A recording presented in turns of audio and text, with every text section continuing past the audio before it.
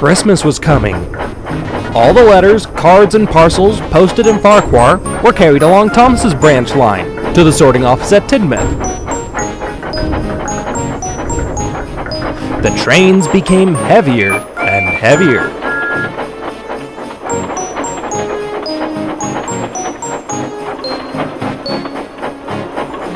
One day, about a week before Christmas, the people at the post office in Farquhar asked for a special train that evening.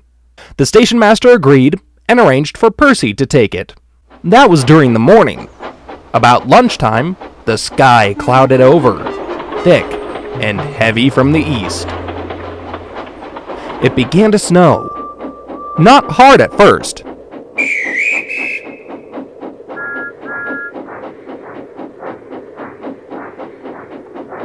But by tea time, it had turned into a blizzard.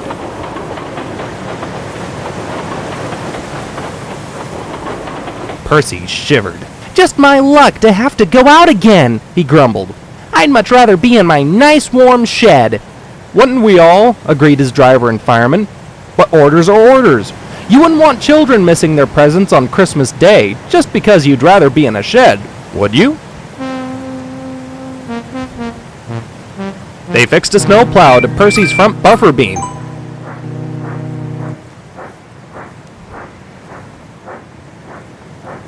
When all the mail, in sacks and packed in big metal trolleys, had been loaded onto the train, Percy set off.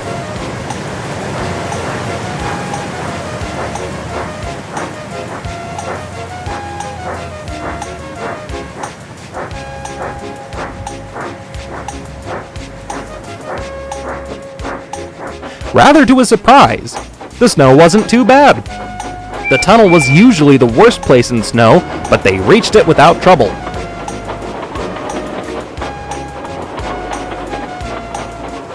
Percy whistled cheerfully as they passed Mrs. Kyndley's cottage, but nobody waved in reply.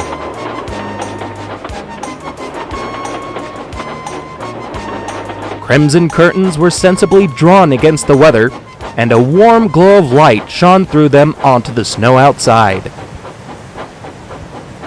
"We'll be all right now," said the fireman as they came safely out into the valley. But he was wrong. They passed the station by the river all right, but they found in the open land lower down the valley that the snow had drifted more deeply. Conditions became steadily worse. Before they reached the station by the airfield, they realized they could go no further.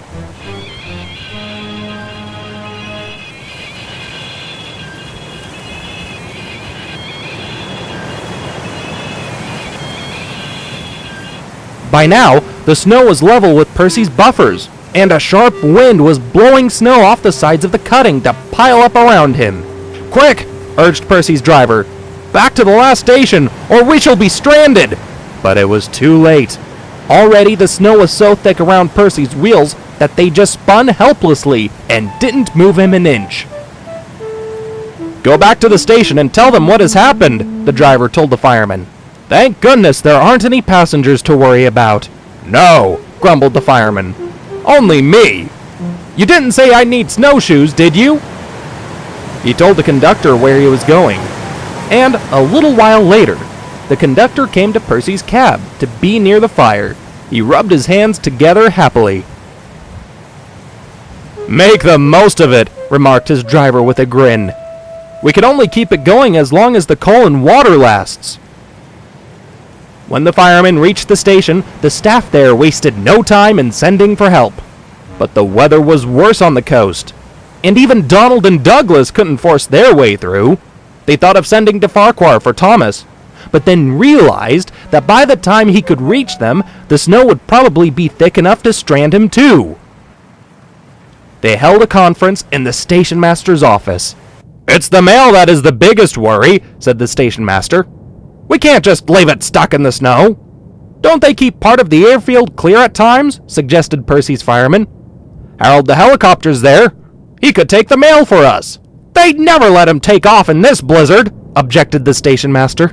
They took hot drinks and food down to Percy's driver and conductor, and, in several journeys, brought sacks of mail up to the station. Early next morning, the skies had cleared enough for Harold to be allowed to take off. He took as many sacks as he could, and kept coming back for more until the mail was cleared. It was afternoon before Thomas and Toby reached them from Farquhar, and they pulled Percy and his train back to safety.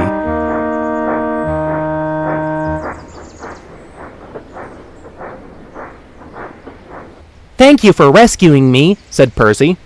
"Now I know what you felt like, Thomas.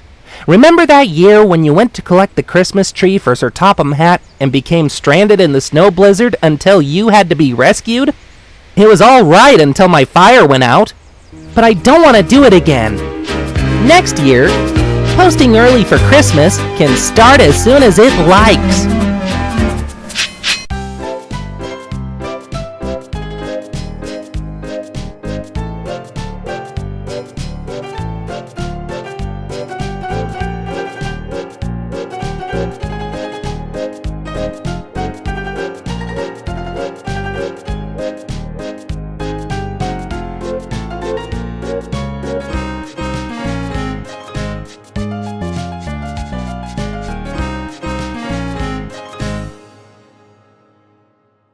One winter's day, Bertie the bus was going home to his bus station when he got caught in a sudden snowstorm. The snow fell heavily, and soon Bertie's driver could hardly see the road at all.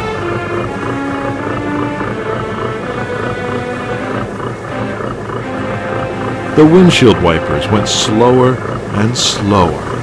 Swoosh, swoosh, swoosh, swoosh, until they had stopped completely.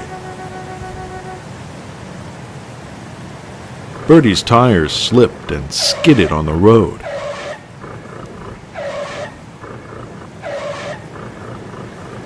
"Oh dear," he thought, "how will I ever get home?" He wished for a moment that he was an engine like Thomas, who could run along tracks straight back to his warm engine shed. "It's no good, Bertie," said his driver. "We'll have to stop." He put Bertie's brakes on and climbed out of the cab. "I'll have to get help. I'll be as quick as I can." And he trudged off down the road, leaving Bertie alone in the snow.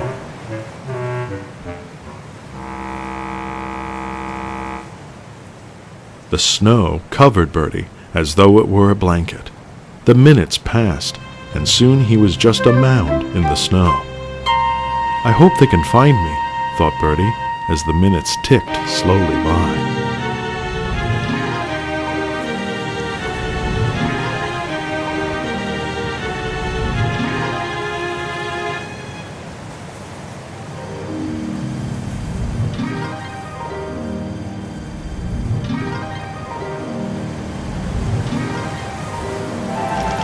But his mind was soon put at ease when he heard a cheery voice saying, "I've heard of a snowman, but never a snow bus." It was Terence the tractor, who had come to the rescue. By this time the snow had stopped, so Bertie's driver wound chains around his wheels to make it easier for them to roll over the snow. Then he and Terence's driver attached a tow rope to Bertie's front. Terence's driver hitched the snowplow onto Terence to help him push through the snow. Crunch, scrunch, crunch, he went as Terence slowly pulled Bertie out of the drift and up the slope to where the snow was less deep.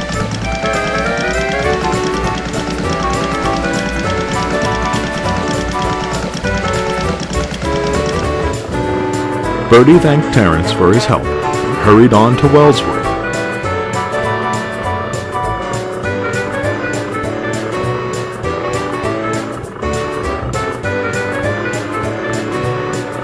Where he was put into a nice warm bus station to recover from his chilly adventure. When Sir Topham Hatt heard the story the next day, he was very pleased with everyone. "Things usually turn out for the best when everyone helps each other," he said. And Bertie agreed.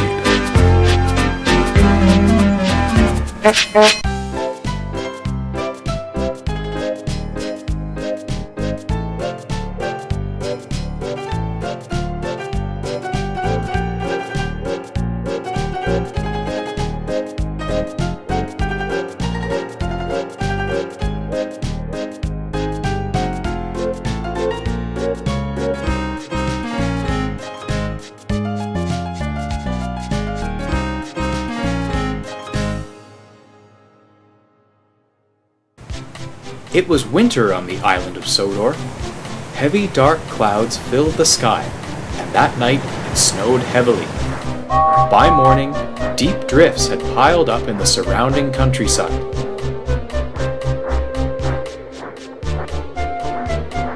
Poor Bertie the Bus set out early from Farquhar.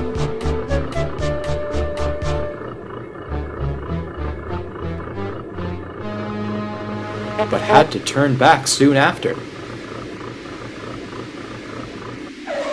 "We can't get over the hill," he told Thomas. "The drifts were higher than my roof. We were lucky to be able to turn around." "Oh dear," puffed Thomas. "You'll need to go steady at the tunnel, Thomas. I expect the snow is thick there, too." Just then, a taxi pulled into the station yard. An important-looking man got out and was taken to see the station master. Then, Percy came. "The cutting before the tunnel is almost filled with snow. You'll need to take extra special care today, Thomas." "I will," puffed Thomas, and as soon as the conductor was ready, he set off with his snowplow in front.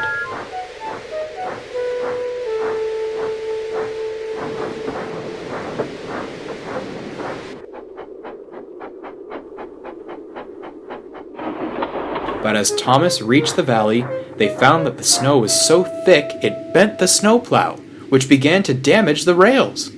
"That's torn it," said the driver. "We'll never get through now." They took the snowplow off, left it beside the line, and went back to the station.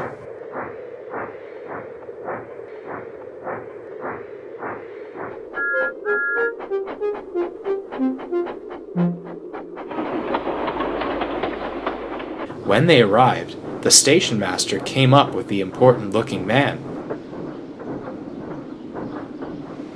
"This gentleman has to see Mr. Kyndley. It's a very important matter, and he must see him today at all costs." "Search me how we'll do it," said the driver, scratching his head. "Even with the snowplow, we can't get through the cutting. The snow's too deep." "You'd need a bulldozer," the fireman joked. But this gave Thomas an idea. "What about Terence? Hasn't he got a bulldozer blade that his driver sometimes fits in front?" "Good thinking, Thomas," laughed the driver. "I'll telephone his owner straight away." By the time Toby had taken some workmen to the cutting, Terence was already hard at work.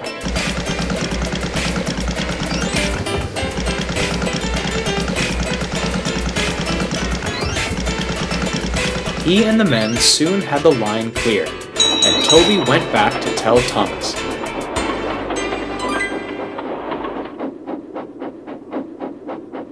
Mr. Kyndley's visitor got into Annie, and Thomas set off at once.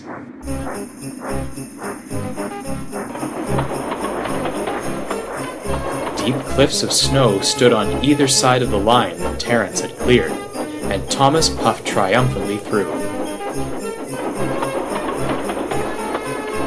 He soon stopped outside the cottage,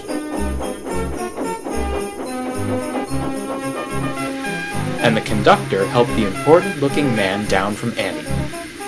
Both he and Mr. Kyndley came to thank Thomas, and the conductor went with them to make sure they didn't slip when they walked on the path to the cottage. Then, cold but pleased, Thomas left for the junction.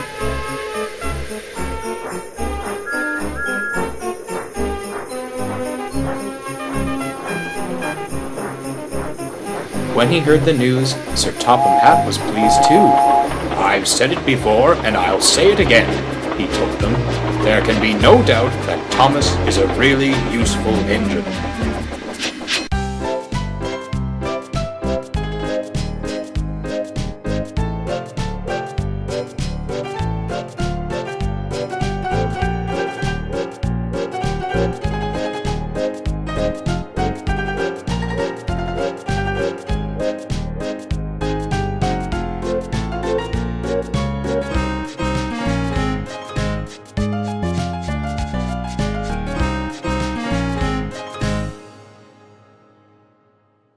It was January on the island of Sodor. It was so cold that icicles hung from the front of the engine shed like necklaces. Thomas's driver had to remove them with a shovel. He banged at the doors so loudly until they were free it woke the engines. Thomas was already awake and steaming, ready to go. He was set to start early, so Topham Hatt had a special job for him. When his driver was ready, they made their way to the big station. Sir Topham Hatt was waiting with an important visitor. "This is Mr. Bjork, an engine from Lapland. He's come to help us mend some signal boxes on the railway. I'd like you to take him around the island, Thomas." "Of course, sir," Thomas puffed proudly. Sir Topham Hatt and Mr. Bjork left to make arrangements. While they were gone, Gordon and James arrived to start work.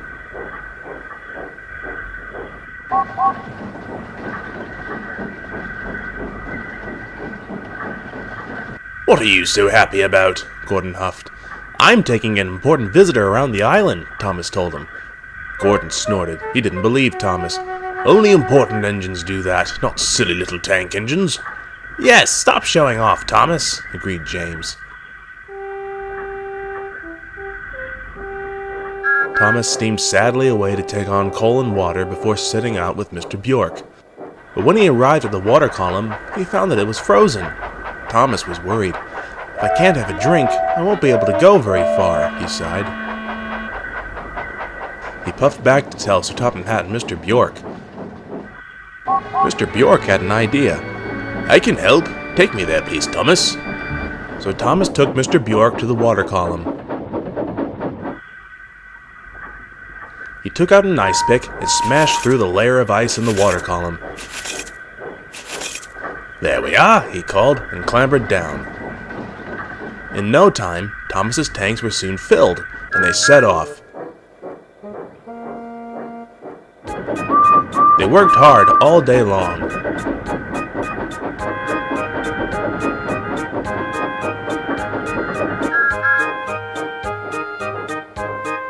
And at last, they reached the station by the reservoir.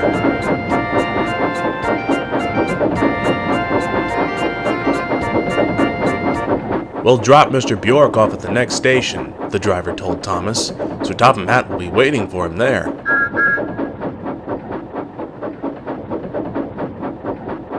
Suddenly, Thomas noticed some ducks at the frozen water on the reservoir.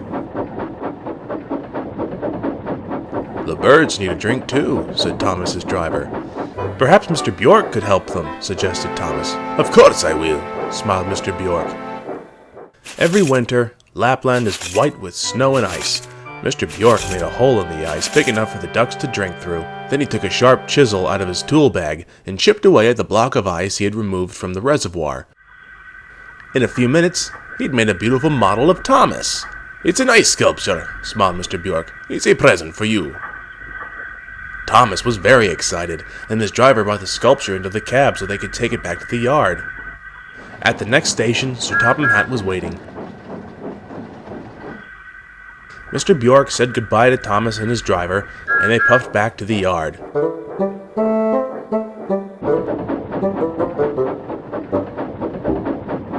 He was looking forward to showing the other engines his sculpture. "Where's your important visitor?" James asked. Thomas briefly explained. "But he gave me a present, look!" Thomas's driver stepped aside so that the other engines could see the beautiful ice sculpture. But all that remained was a pool of water.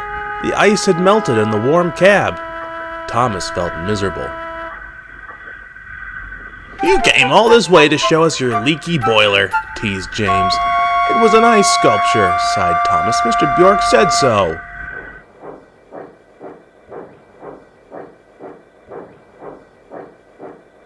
But next morning, a wonderful surprise awaited Thomas. There stood Mr. Bjork with a beautiful ice sculpture of all the engines and Sir Topham Hatt. "We're sorry, Thomas," said James. Now we understand you had an important visitor." Thomas chuckled. "And what a wonderful surprise he's left for us to remember his visit."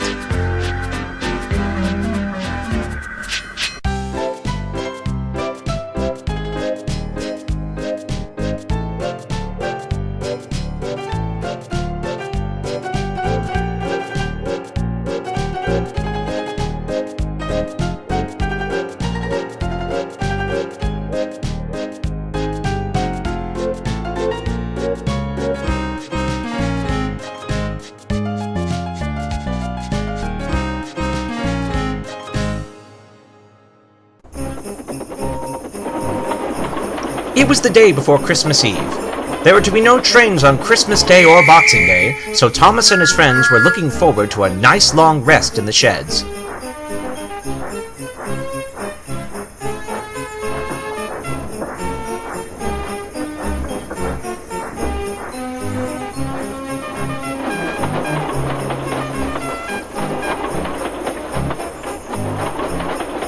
It had been cold and misty all day. Now it was beginning to get dark, and Percy, who was standing at the platform at Farquhar, heard a bell ringing. It stopped, and a little later, the station master came and spoke to Percy's driver. "You know the plantation at Hackenbeck?" he asked. The driver nodded. "The plantation truck has broken down. They had just loaded it with Christmas trees for Tidmouth market tomorrow. One of the axles is broken, and they can't fix it in time." The driver scratched his head, thinking, "What do you suggest, then? That Percy takes some freight cars for the stranded trees and then goes on to Tidmouth with them?" "Bother!" wheezed Percy. "I was looking forward to resting in my nice warm shed." "I'm sorry, Percy," said the station master, "but think of the children who might not get a Christmas tree tomorrow if we don't help." Percy knew he was right, and went to find some empty freight cars and a conductor's van to help load the trees.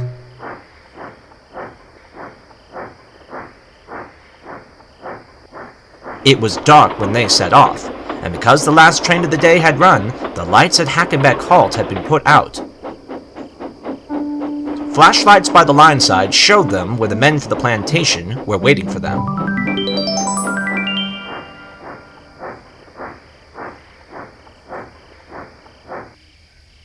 They had unloaded the trees onto a small hand barrow and pushed them, a dozen at a time, to a place where they could be loaded into Percy's waiting freight cars.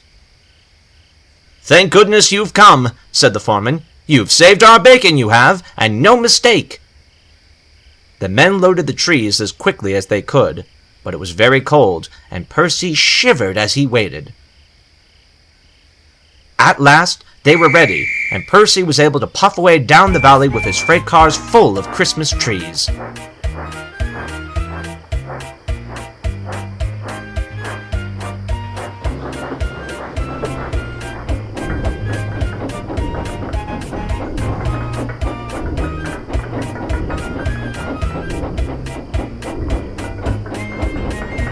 He clattered importantly through the junction under clear signals,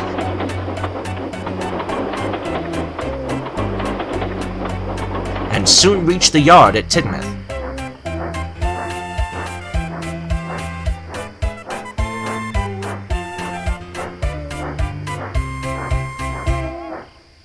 As the men unloaded the trees, the foreman came to see Percy.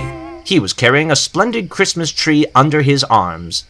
"The lads and I thought you might like to have this tree in your shed over Christmas, Percy." "Oh, yes, please, sir," said Percy excitedly. "Thank you very much." "I don't know what we would have done without your help tonight, and I'll write to Sir Topham Hatt to say thank you for all your hard work. A very Merry Christmas to all of you."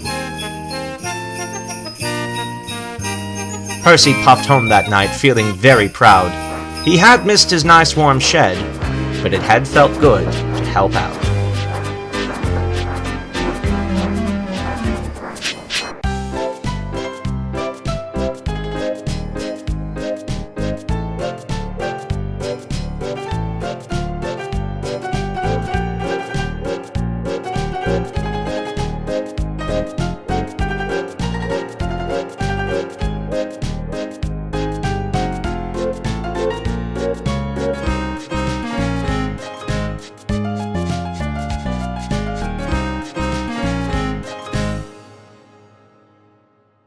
One evening, a few days before Christmas, Sir Topham Hatt visited the engine shed at Farquhar.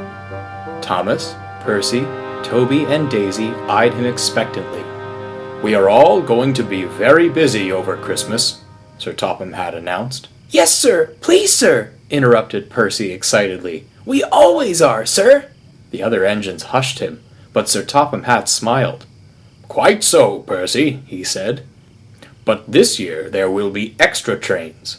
They are the Sunday school specials," he went on. "All the Sunday schools in the valley are having one big party in the village near the river. Daisy is to bring the children down the valley, while Thomas, Annie, and Clarabel will take the children who live here. Toby and Henrietta will follow Thomas down the line with the children that cannot fit into Annie and Clarabel." What about me, sir? asked Percy. Can I help too? Sir Topham Hatt laughed. "Ho, ho, ho! You will be needed to make sure things run smoothly here, Percy," he said. "Keeping the freight cars in order, and so on." Yes, sir, sighed Percy sadly. He thought staying in the yard sounded rather dull.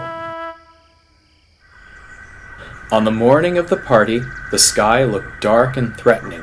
Thomas's driver was anxious about the weather, but the snow held off. Annie and Clarabel were waiting at the platform when the vicar arrived with the first group of children. He was carrying a brown suitcase. Chattering excitedly, the children climbed into the train. Thomas pulled off proudly.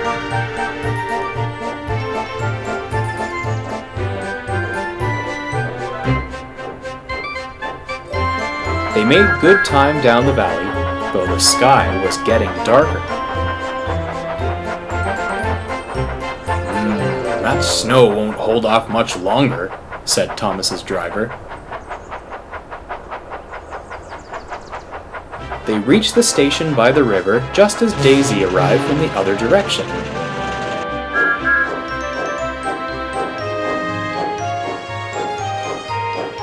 The vicar guided all the noisy children towards the gate. Suddenly, he turned, looking worried. My case, he exclaimed. Has anyone seen my suitcase? "Is it a brown one?" asked Thomas's driver. "There was a case left at Farquhar Station." "No, dear," said the vicar. "This is awful. All the prizes for the party are inside that case. Could Thomas fetch it, do you think?" Perhaps Toby could bring it," suggested the driver. But just then a whistle in the distance told them that Toby had already left. "What about Percy?" suggested Thomas. "I don't suppose he would mind leaving his shunting for a bit." "Well done, Thomas," said his driver, and ran to find a telephone. As he did so, big flakes of snow began to fall. The snow got thicker and thicker as they waited for Percy to arrive. The vicar paced the platform anxiously, leaving a trail of footprints backwards and forwards. Thomas grew anxious too, but there was still no sign of Percy. The vicar looked at his watch in desperation. "Oh, it's no use," he said sadly. "Thank you for trying, but I shall have to go to the party without the presents." As he reached the gate, they all heard a faint whistle in the distance.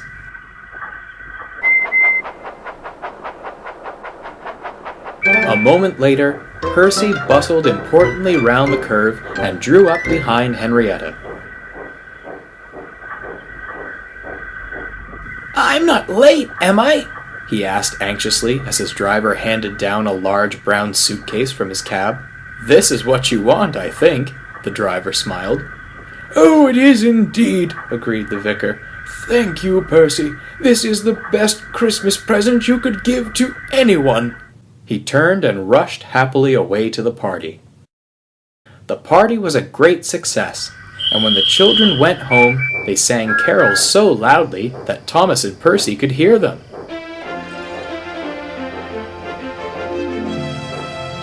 The engines forgot how tired they were and joined in. Sir Topham Hatt was very pleased. We are here to serve the public, he told the 3 engines and Daisy. And it is at times like this we prove how well we can do it. Thomas, Percy, Toby, and Daisy, I am proud of you. A very happy Christmas to you all.